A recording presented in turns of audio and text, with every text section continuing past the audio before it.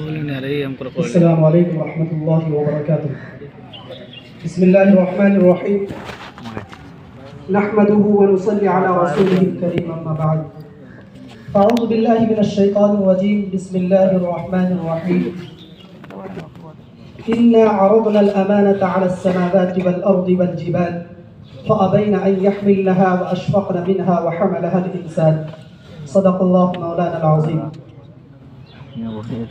حضرات حکم اور میرے موقر اساتذہ کرام اور میرے ہم سفر ساتھیوں، آج میری تقریر کا عنوان ہے عظمت انسان. حضرات گرامی، میں نے آپ حضرات کے سامنے قرآن کریم کے ایک آیت تلاوت کی ہے. اس میں عظمت انسان اور عظمت بشر کا مسئلہ نہایت ہی لطیف پیرائی میں بیان کیا گیا ہے کہ انسان کی پیدائش سے پہلے اس کائنات میں دو مخلوق ایسی تھی جن کو اللہ تبارک و تعالیٰ نے روح بھی عطا فرمائی تھی اور شعور بھی، اور وہ جنات اور انسان ہیں. جنات کی سرشتے میں سرکشی اور ثمرہ ہے، ملائکہ کی سرشتے میں اطاعت و عبادت ہے. گویا انسان کی تخلیق سے پہلے اس کائنات میں جنات بھی موجود تھے اور ملائکہ بھی. اور لطف کی بات یہ ہے کہ ان کو باشعور بھی پیدا فرمایا تھا اور ذی-روح بھی بنایا تھا. اللہ تبارک و تعالی مختار مطلق ہیں. وہ نہ تو کسی کے مشورے کے پابند ہیں اور نہ ہی کسی کے تعاون و اعانت کے محتاج ہیں. وہ اپنی مرضی کے مالک ہیں. وہ جو چاہے کرتے ہیں. ان کے سامنے کسی کو دم مارنے کا چارہ نہیں. فعال لما یرید. اللہ تبارک و تعالیٰ جو ارادہ فرماتے ہیں وہ کر گزرتے ہیں. ان سے کوئی کیا اور کیوں نہیں پوچھ سکتا. ایک مرتبہ موج میں آ کر فیصلہ فرما دیا کیوں نہ اپنی امانت کا تاج کسی مخلوق کو عطا کر کے اسے امانتوں کا بادشاہ بنا دیا جائے. وہ تاج امانت کیا تھا؟ اس میں توحید کے جواہر پارے بھی تھے، اس میں احکام الہی کے موتی بھی تھے، اس میں امور خلافت کی ذمہ داریاں بھی تھی، اس میں خلافت عرضی کی تابندگی بھی تھی، اس میں عقل و بصیرت کے لازوال ذخیرے بھی تھے، اس میں عشق و محبت کے یاقوت بھی تھے، اس میں ماننے اور نہ ماننے کے نتائج و ثمرات بھی تھے، اس میں عظمت انسان کے درخشندہ ستارے بھی تھے. اسی کو شاعر کہتا ہے ہماری پشت پر ہوتا ہے جب بھی وار ہوتا ہے. ہماری پشت پر ہوتا ہے جب بھی وار ہوتا ہے. کہو دشمن سے لڑنے کا کوئی معیار ہوتا ہے. بڑا ہوتا نہیں کوئی بڑی باتیں سنانے سے. بڑا ہوتا نہیں کوئی بڑی باتیں سنانے سے. بڑا ہوتا ہے وہ جس کا بڑا کردار ہوتا ہے.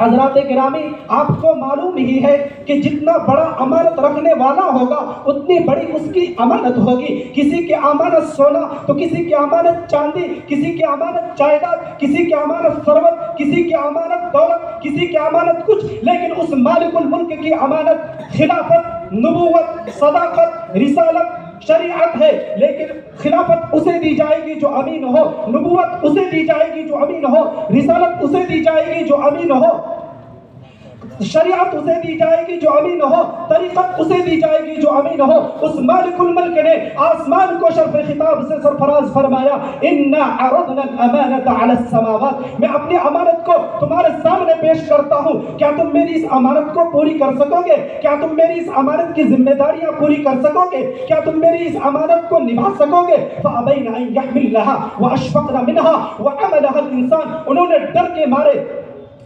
امانت لینے سے معذرت کر دی. خطیب کہتا ہے اے بلند آسمانوں تمہیں کیا ہوا؟ تم مخلوق میں سب سے بلند ہو، تم مخلوق میں سب سے اونچے ہو، تم مخلوق میں سب سے قد آور ہو. آواز آتی ہے اے خطیب ہم سورج کا بوجھ اٹھا سکتے ہیں، ہم چاند کا بوجھ اٹھا سکتے ہیں، ہم چاند کا بوجھ اٹھا سکتے ہیں، ہم ستاروں کا بوجھ اٹھا سکتے ہیں، ہم جنت کا بوجھ اٹھا سکتے ہیں، سدرۃ المنتہا کا بوجھ اٹھا سکتے ہیں، مگر امانت خداوندی کا بوجھ نہیں اٹھا سکتے.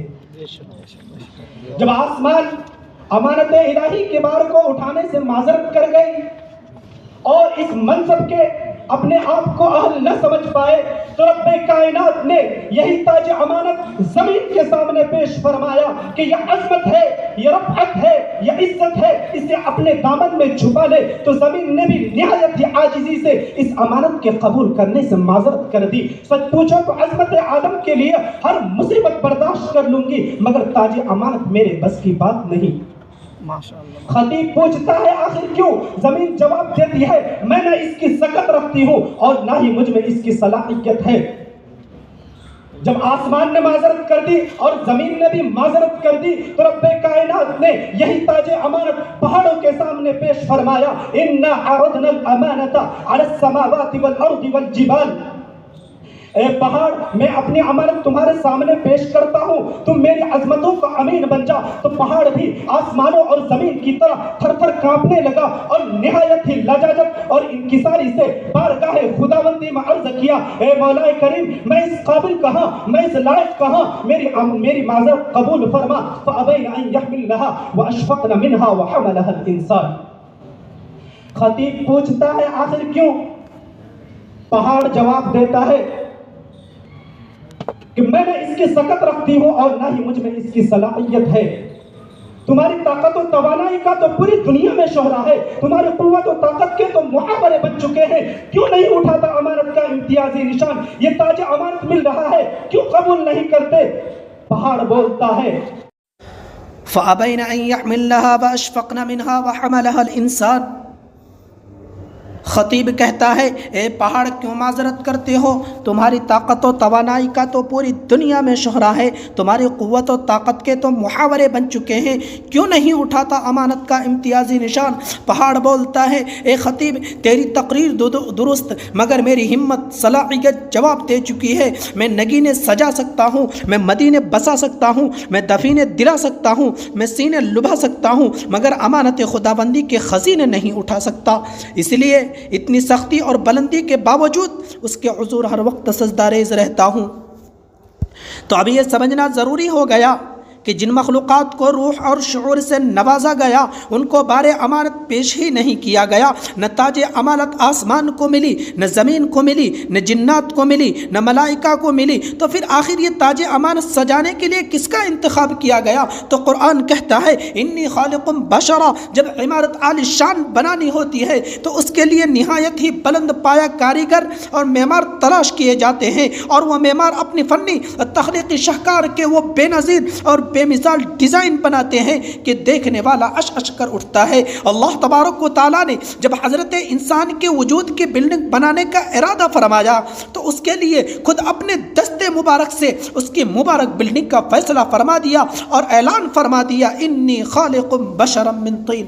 اور لطف کی بات یہ ہے کہ آفتاب بنایا کن کہہ کر، چاند بنائے کن کہہ کر، ستارے بنائے کن کہہ کر، پہاڑ بنائے کن کہہ کر، جنات بنائے کن کہہ کر، ملائکہ بنایا کن کہہ کر، اے انسان جب میں تیرے قربان جاؤں، جب تیری باری آئی تو تجھے کن کہہ کر پیدا نہیں فرمایا، بلکہ رب کائنات کا ارشاد ہوتا ہے خلقتہ بیدی، میں نے انسان کو اپنے ہاتھوں سے بنایا۔ تو اب یہ سوال ہوتا ہے کہ اللہ تبارک و تعالیٰ نے انسان کو کن کہہ کر کیوں نہیں بنایا؟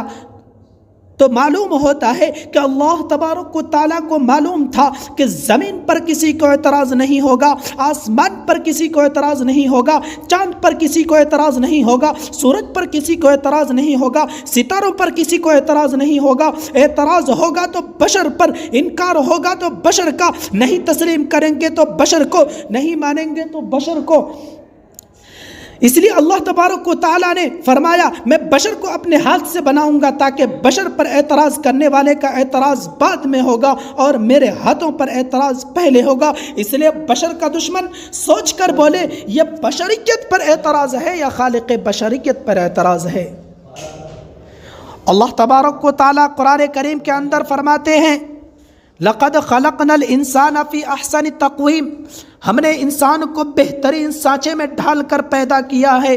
صرف بشر بنایا ہی نہیں بلکہ سجایا بھی گیا۔ جب بشر بن گیا اور بنا سوار دیا گیا تو اب کھل کر ملائکہ اور جنات کو بتایا گیا کہ تمام عظیم مخلوقات کے بعد اب تاج امانت اس بشر کے سر پر رکھا جائے گا جو خاص بنایا ہی اس لیے گیا ہے۔